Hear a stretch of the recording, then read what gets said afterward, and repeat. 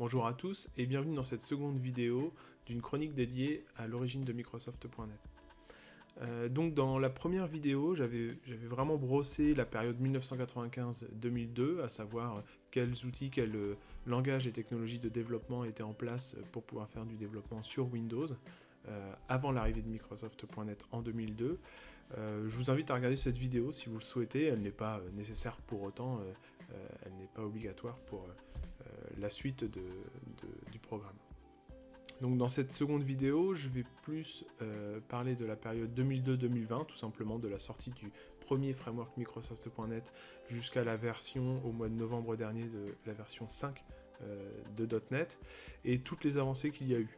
Le but n'est pas de revenir sur chaque framework en détail, savoir qu'est-ce qu'il a apporté, quel service pack a pu modifier tel point, quels apports en termes de performance ont pu être faits. Non, bien sûr, on va couvrir l'ensemble des frameworks, en parler succinctement, mais aussi aborder les différentes implémentations de .NET Framework qu'il y a. Car on parle tout le temps de .NET, quand on parle de .NET Framework, on parle de .NET, même en règle générale, on utilise le mot .NET, mais quelque part, si on veut être précis, c'est un abus de langage. Parce que depuis toujours, ce que l'on a, c'est des implémentations de .NET Framework. Et c'est un peu particulier, mais .NET tel qu'on le connaît depuis la version 1 en 2002, est une implémentation parmi 3 autres. Donc il faut savoir que .NET, la première implémentation, celle que l'on connaît le plus, c'est celle dont je viens de parler, c'est pour faire du développement sur Windows, que ce soit de logiciels clients lourds, de sites web ASP.NET, d'applications web ASP.NET, de web services, à l'époque de web services en tout cas, de librairies, d'applications console. Au fur et à mesure des versions, bien entendu, il y a eu différents apports qui permettent ensuite de développer sur Unity pour du jeu vidéo, sur du cross-platform avec Xamarin, de l'IoT également, mais initialement on parle vraiment de .NET Framework. Une seconde implémentation qu'il y a eu, c'est le projet Mono. Vous en avez peut-être déjà entendu parler, c'est un projet qui a été mis en place pour pouvoir porter .NET sur différentes plateformes telles que Linux. Ce développement est resté en place durant toutes les versions de Microsoft.net, donc ce portage appelé Mono, et ça a été repris par Xamarin en 2014, et Xamarin, comme vous le savez sûrement, a été acquis par Microsoft en 2016 pour devenir une filiale. Une troisième implémentation, c'est UWP, Universal Windows Platform. Donc c'est les applications universelles mises en avant par Microsoft il y a quelques années maintenant, qui permettaient en un seul code, quelque part, de produire une application un peu universelle, un peu générique, qui pourra s'exécuter autant sur PC que tablette, que smartphone, phablette. Donc pour rappel, si ça vous parle, Windows Phone, ça permettait de couvrir Windows Phone à l'époque, mais également des applications sur Xbox. Ça, c'est la troisième implémentation. Et la quatrième, qui va tendre à être la plus connue en tout cas, ça va être .NET Core.NET. Pourquoi ? Parce que .NET Core, c'est vraiment l'adaptation de Mono, la réécriture de .NET, je reviendrai bien sûr là-dessus. C'est un mot fort, réécriture, mais on peut le considérer comme tel, je reviendrai dessus encore une fois. C'est l'implémentation de .NET Core pour avoir le framework .NET tel qu'on le connaît depuis toujours, pour qu'il soit vraiment compatible cross-platform, à savoir Windows, Linux et Mac. Ça a été mis en place en 2016, ça fonctionne très très bien, au point que maintenant ça va être l'avenir. On ne parlera plus de .NET Framework, on ne parlera plus de .NET Core, on ne parlera plus que de .NET, tout court. D'où la subtilité sur ce terme .NET qui maintenant devient la référence. Bon, je vais aborder de toute façon un peu plus tard dans cette vidéo plus de détails sur .NET, .NET Core. Une autre subtilité aussi, c'est les noms associés à .NET, là, en tout cas les déclinaisons que l'on peut avoir. Si vous travaillez sur .NET depuis longtemps, ou même si vous vous renseignez seulement pour faire une première approche de la plateforme, vous avez forcément entendu parler de .NET Framework, .NET, .NET Core, .NET Standard, .NET Foundation, donc pas mal de préfixes au terme .NET qui ont tous bien entendu une importance. Je détaillerai chacun, sans non plus rentrer dans le détail à tout prix, mais sachez qu'il y a un lien entre tous. .NET Framework, c'est vraiment l'origine, ça va être le framework donc, tel qu'on l'a connu depuis 2002, comme je le disais tout à l'heure. .NET Core, c'est un nouveau projet où on a eu une réécriture de .NET Framework à partir de 2016 pour que ça soit compatible donc cross-platform, Linux et Mac également. Et depuis le mois de novembre, .NET 5 a été publié, la dernière version de .NET, où on ne parle désormais plus que de .NET, et qui fait disparaître .NET Framework et .NET Core. Et .NET Standard, qui est une librairie qui couvrait toutes ces plateformes jusqu'alors, disparaît également avec .NET 5. J'y reviendrai à la toute fin de la vidéo. La première sortie de la release de .NET, c'est le 12 février 2002. La première sortie du Visual Studio.net. Plusieurs langages sont pris en compte, mais avant tout Visual Basic est le nouveau langage Visual C#. Pour rappel, dans la précédente vidéo, je vous montrais la boîte que j'avais retrouvée de Visual Basic.net. Si je la montre un peu plus en détail dans la précédente vidéo. Et sort également ASP.NET, qui permet de faire du développement d'applications web. ASP.NET, c'est le portage d'ASP3 avec la technologie .NET. Cette première version de .NET Framework sera accompagnée de 3 services packs dans les mois et années qui vont suivre. Un an plus tard, sort la version 1.1 de Visual Studio.net. Il faut savoir que ce n'est pas une mise à jour majeure, mais elle est inclue nativement, cette fois-ci, dans Windows Server 2003, qui sort au même moment. Et en termes de fonctionnalité, on a surtout l'inclusion de composants qui existaient déjà, mais sous la forme d'add-ons, que sont les contrôles mobiles pour ASP.NET, le provider pour Oracle, avec quelques drivers ODBC complémentaires pour pouvoir se connecter à des bases de données. Et puis on a le support d'IPv6 en plus. En 2005, là on fait un bond de quasiment 2 ans et demi, sort la version 2.0, cette fois-ci une release majeure. Il faut savoir que .NET Framework, ça mériterait même une vidéo à part sur l'architecture vraiment du runtime .NET, tout comme Java, et comme je l'expliquais dans la première vidéo, .NET Framework fonctionne grâce à une machine virtuelle. Pas au sens d'une instance virtualisée, au sens vraiment d'un code qui va fonctionner sur la machine et qui va permettre d'interpréter le code compilé. C'est-à-dire que vous pouvez coder en VB, en C#, en F#. Lorsque vous allez compiler votre code, en réalité, au sens propre, on ne le compile pas, on va le générer dans un espèce de bytecode qui va être interprété par la CLR et donc par cette machine virtuelle, pour être compréhensible après par le système lui-même et interprété par le CPU. Donc en novembre 2005, quand cette seconde version de .NET Framework sort, c'est un peu une révolution, parce que déjà 2 ans et demi se sont écoulés, comme je le disais tout à l'heure, et surtout, l'éditeur déjà devient gratuit. À l'heure actuelle, si vous avez lancé une installation de Visual Studio, si vous connaissez, il y a une version Community qui est très utile, qui est gratuite, même pour un usage professionnel, commercial, dans certaines limites. Il faut savoir que Visual Studio, au tout début, était payant. À partir de cette version 2, on peut télécharger les différentes versions de Visual Studio selon le langage que l'on vise, VB ou C# ou C++, et on peut télécharger cette version express gratuite. Il faut savoir qu'à l'époque, il l'avait lancé grâce à un webcast, on doit pouvoir le retrouver, je suppose, sur YouTube, et c'était un très grand lancement. Il lançait en même temps donc .NET Framework 2 et surtout SQL Server 2005, nouvelle version depuis près de 5 ans de SQL Server. Il mettait en avant le nouvel IDE, Visual Studio 2005, et en termes de compatibilité pour ce framework, on avait de la compatibilité avec le 64 bits et avec de l'Itanium 64, ces jeux d'instruction là, et on avait la possibilité de coder du coup en .NET dans des procédures stockées ou triggers de SQL Server 2005. Ça, il y avait une démonstration là-dessus. Pour ce qui est d'ASP.NET, il y avait eu des belles nouveautés. Bien entendu, on ne parlait pas du tout de responsive et de bootstrap à l'époque. Il y avait la possibilité de faire des thèmes graphiques avec des skins. Et on avait la mise en place de master page et de web parts. Le master page, c'était vraiment pour avoir une page fixe, notre page, et puis pouvoir juste changer le contenu à l'intérieur. Ils avaient mis en place également .NET Micro Framework, qui était un framework vraiment hyper light, dédié plus à l'électronique grand public, l'électroménager, de la domotique. Ça n'a pas duré longtemps. Maintenant, bien entendu, on va retrouver quelque chose de semblable avec .NET Core sur de l'IoT. Et puis il mettait pas mal en avant le CLR donc, qui avait changé, qui était en version 2.0. La machine virtuelle n'avait pas changé depuis la première version, la version 1.0. Ici on était en version 2.0.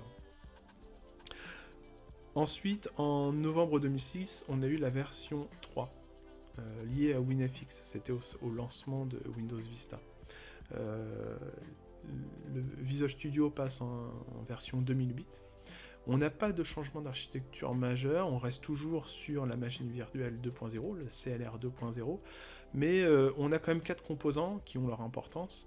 Ça va être WPF dans un premier temps, Windows Presentation Foundation.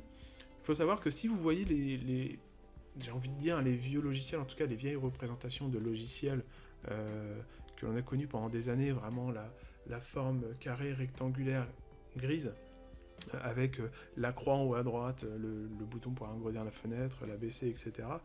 Là, c'est du développement WinForm, du développement de clients lourds que l'on peut faire dans Visual Studio, en .NET, que l'on appelle du WinForm. Le souci, c'est qu'on n'a pas une grande marge de manœuvre d'un point de vue graphique, et déjà à l'époque, on parlait de User Experience plutôt que de User Interface. Et pour faire évoluer une interface graphique, pour qu'elle soit malléable, vraiment qu'elle corresponde vraiment à ce que l'on veut et qu'on n'ait pas forcément cette représentation de fenêtre rectangulaire, mais ils ont développé entre autres WPF qui permettait d'avoir un rendu déjà par son GPU et pas forcément par le CPU, donc avoir un rendu directement matériel de la fenêtre, et puis de pouvoir directement mettre des contenus au format vectoriel, de pouvoir vraiment personnaliser énormément cette interface. Donc il faut savoir que WPF, du coup, c'est vraiment une révolution. Pour le code, cette fois-ci, on peut faire du RAD, comme auparavant dans WinForm, où on peut faire glisser-déposer de nos composants, les boutons, les cellules de texte, etc. Mais on a aussi un langage vraiment front, en tout cas, de notre forme, parce qu'on parle de forme et non plus de Windows, qui est codé en XAML. Donc il y a un nouveau langage, dérivé bien entendu du XML. Ça permet d'avoir vraiment un rendu graphique tel qu'on le souhaite. Deuxième composant qui a été ajouté au framework 3.0, c'est le WCF. Donc c'est un système de messagerie axé sur le service et qui permet aux programmes localement ou à distance de façon similaire au web service de fonctionner, d'échanger ensemble. C'était très utile pour consommer des web services SOAP, pour même créer des web services SOAP. Moi, je sais que je l'ai utilisé pas mal à une époque pour les canaux nommés, pour échanger sur les canaux nommés entre applications sur Windows. Pas mal de services étaient comme ça mis en avant. Bien entendu, ça reste à la sauce Microsoft, donc ça fonctionnait énormément sur l'interopérabilité, pour échanger même avec des systèmes tout autres. Et deux autres composants que moi j'ai moins connus personnellement, c'était WF pour Windows Workflow Foundation, ça permettait de construire des automatisations de tâches et de transactions à l'aide de workflow. Et enfin, Windows Card Space, qui était du stockage d'identité numérique sur des matériels. En novembre 2007, la version 3.5 de .NET sort, toujours avec Visual Studio 2008, et là ils ajoutent Link, ou LinkU, tout dépend de la manière dont on le prononce, à la BCL. Donc là, c'est un bel apport pour le requêtage d'objets, tout simplement, même le requêtage de données au travers d'Entity Framework. Cette symbolique, cette codification vraiment du code a été vraiment un apport fantastique, surtout avec les lambda expressions. C'est à ce moment-là que Link est arrivé. On a également le Compact Framework 3.5 qui est arrivé, qui permettait de développer des applications plus light pour Windows Mobile ou pour Windows Embedded. Et on a une première ouverture, ça c'est à noter, une première ouverture partielle du code source de .NET, mais que dans un but de débogage. Donc là, on est en novembre 2007, il faut noter que c'est la première fois que Microsoft ouvre un peu le framework, le runtime en tout cas, le runtime en open source, parce que le CLS, le Common Language Specification, qui permet de créer un langage de zéro pour .NET, si on le souhaite, compatible .NET, était déjà ouvert à cette époque. Ce framework 3.5 a deux services pack 1 plutôt. Il y a un premier service pack pour .NET Framework 3.5 qui permet d'avoir un gain entre 20 et 45% sur l'affichage, sur le rendu du WPF. La technologie était nouvelle, bien entendu, ils l'ont améliorée très vite en termes de performance. Et on a l'ajout de composants qui maintenant sont inévitables, je veux dire, on les utilise forcément. Ça va être ASP.NET MVC, Ado.NET pour Entity Framework. Donc deux briques qui maintenant sont incontournables, clairement. Donc ASP.NET était déjà présent sous la forme de webform, on pouvait faire des applications web sous la forme de webform. Ici, l'avantage c'est qu'on pouvait le faire directement en MVC. Un peu plus tard, grâce à Razor, c'était encore plus pratique. Et puis pour ce qui est d'Entity Framework, c'est un ORM, un Object Relational Mapping, c'est vraiment représenter sa base de données sous la forme d'objets et la manipuler encore même plus simplement avec Link. Donc là, c'était vraiment une petite révolution, et pour le coup, ce qui est étonnant, c'est que ça n'a pas pris de version dédiée, ça a été glissé directement dans le SP1. Un second SP1 a été créé, le SP1 Client Profile. Il faut savoir que si vous avez codé jusqu'en 98, même après, par exemple en VB6, pour exécuter du code VB6, il fallait quand même un runtime, sous la forme de quelques fichiers. Ça pesait pas plus de 5 mégas. Quand .NET est sorti, le runtime installé sur une machine faisait 20-22 mégas. Là, on est en version 3.5 SP1.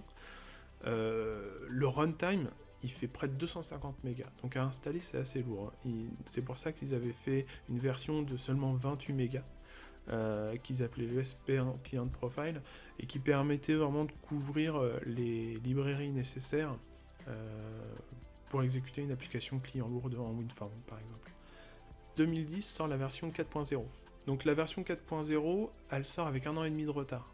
Il y a eu beaucoup de tests d'ajouter dessus, de fait dessus, et ça a pris pas mal de retard. L'IDE qui sort avec, c'est Visual Studio 2010, bien entendu. Et en termes de fonctionnalité, on est plus maintenant sur de la finesse apportée à la BCL, en tout cas à même l'intégralité des librairies qui composent le runtime. On est plus sur l'apport de performance, plus que de nouvelles fonctionnalités. Donc là, on va avoir tout ce qui est parallel computing qui va être ajouté à ce framework 4.0. On va avoir la possibilité de faire des traitements directement, de les répartir sur plusieurs cœurs d'un système. Et on a également le parallèle computing qui est ajouté à Link pour pouvoir directement, par le biais de requêtes Link, répartir ces requêtes justement toujours sur plusieurs cœurs de la machine. En termes de performance, la programmation parallèle ici, elle explose complètement. Et petite nouveauté qu'il n'y avait pas depuis la version 2 de .NET Framework, le CLR évolue également. Donc la machine virtuelle, pour rappel, passe de la version 2 à la version 4. Elle n'avait pas évolué depuis 2005. La version 4.5 de .NET sort le 15 août 2012, avec Visual Studio 2012. Pour le coup, c'est l'arrivée de .NET Standard.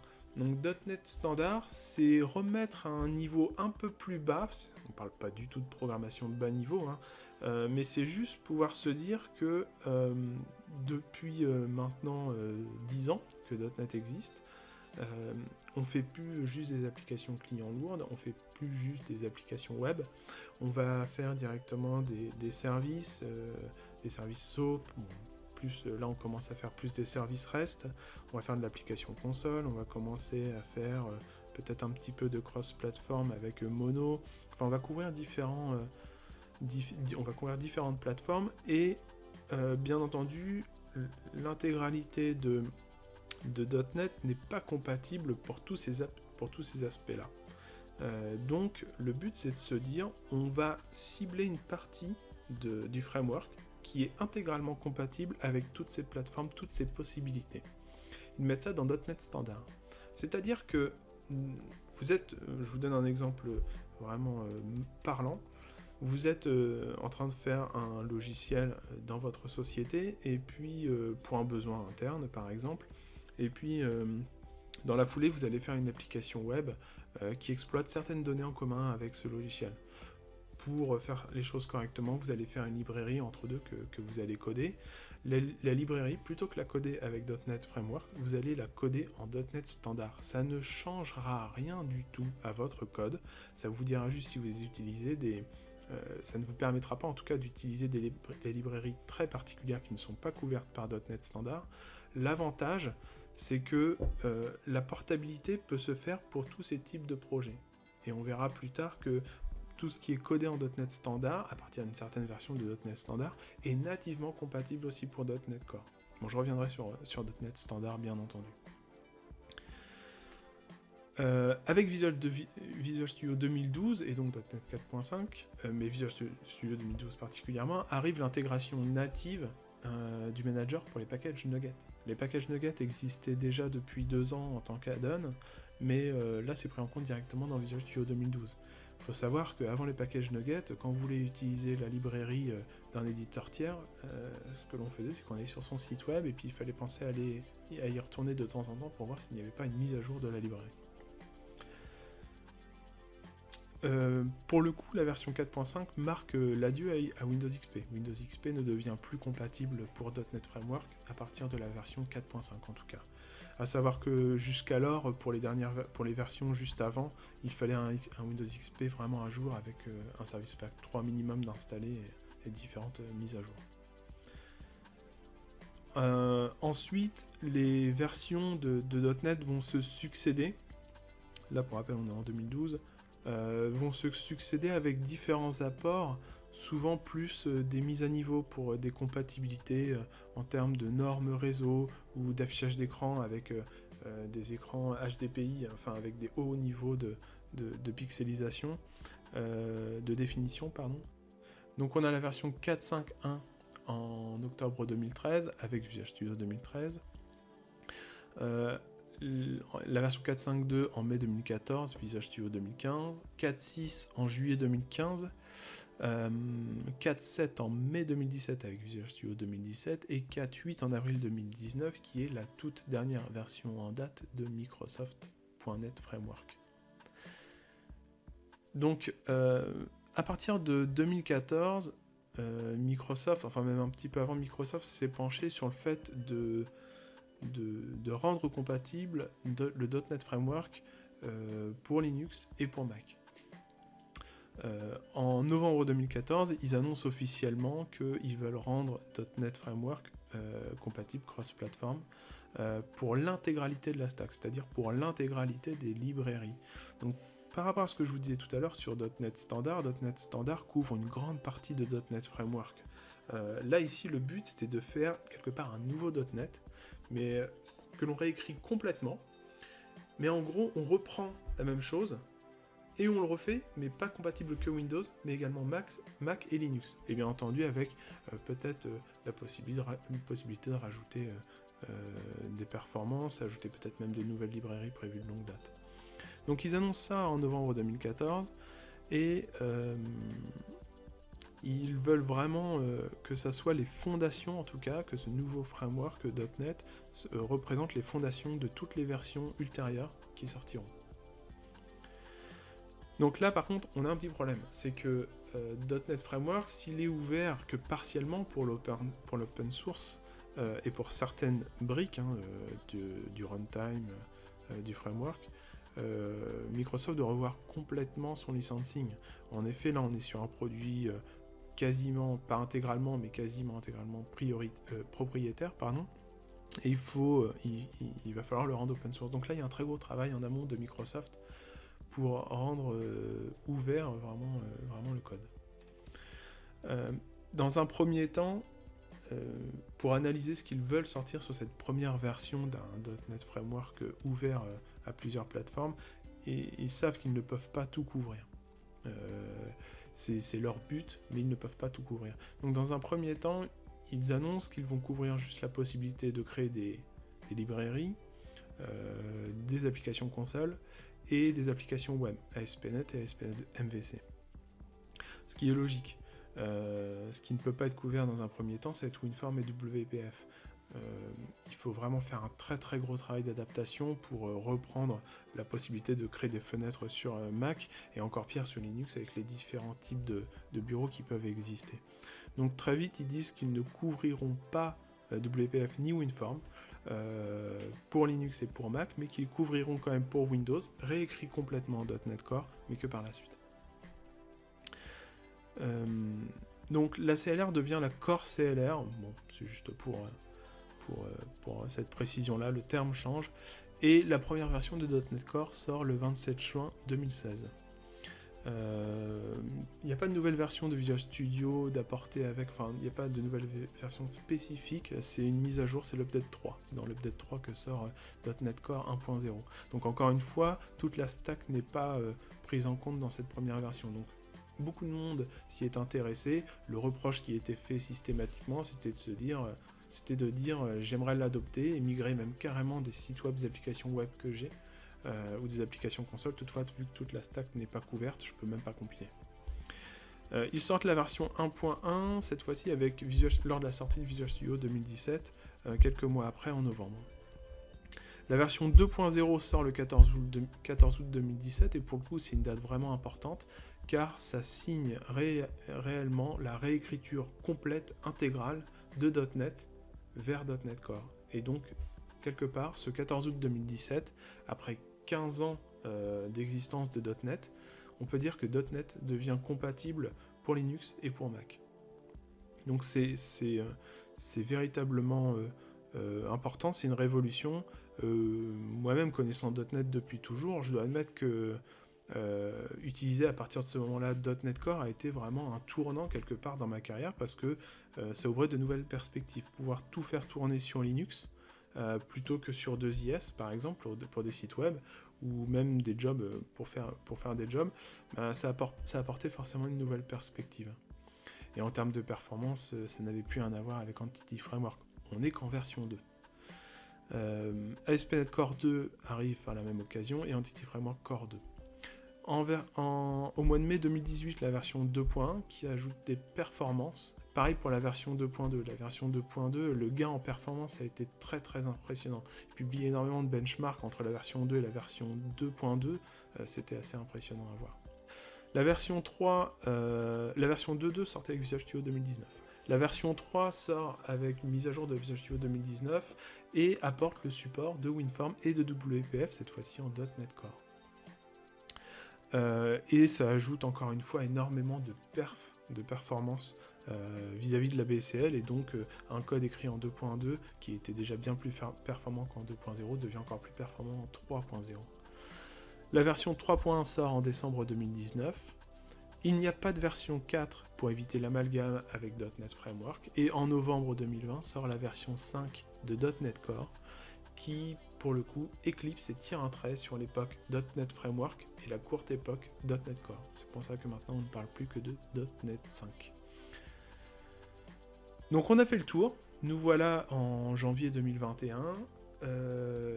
Si vous commencez un projet en .NET, je vous invite vraiment à utiliser .NET 5, sauf si vous avez bien entendu des problèmes de compatibilité, ou vous devez vraiment utiliser des versions antérieures à .NET 5 dans votre entreprise. Je vous ai parlé à plusieurs moments de .NET Standard qui permettait de remettre à plat une librairie, en quelque sorte, une version de .NET Framework compatible pour tous les supports. Il faut savoir que .NET Standard disparaît tout simplement avec l'arrivée de .NET 5. .NET 5, comme je vous le disais, tire un trait sur l'époque .NET Framework, sur .NET Core, mais également sur .NET Standard.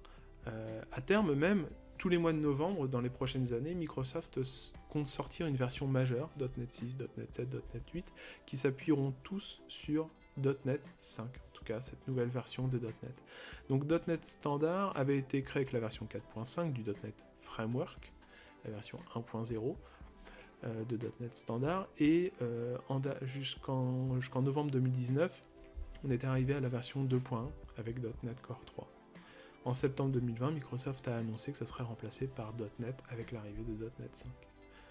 Voilà pour ce tour de l'intégralité des frameworks qui ont été publiés et des implémentations qu'il y a eu par Microsoft. Je pense que ça fait une vidéo assez dense tout de même, mais ça permet d'avoir une vue de toutes ces évolutions durant 20 ans. Pour nous retrouver avec quelque part une plateforme maintenant qui est vraiment unique sur une seule implémentation qui est .NET avec .NET 5, et dans une prochaine vidéo, donc la troisième vidéo de cette chronique, je reviendrai sur .NET 5 maintenant, lorsque l'on veut commencer un projet, lorsque l'on découvre .NET en 2021, quelles sont les possibilités qui s'offrent à nous. J'espère que cette vidéo vous a plu, à bientôt.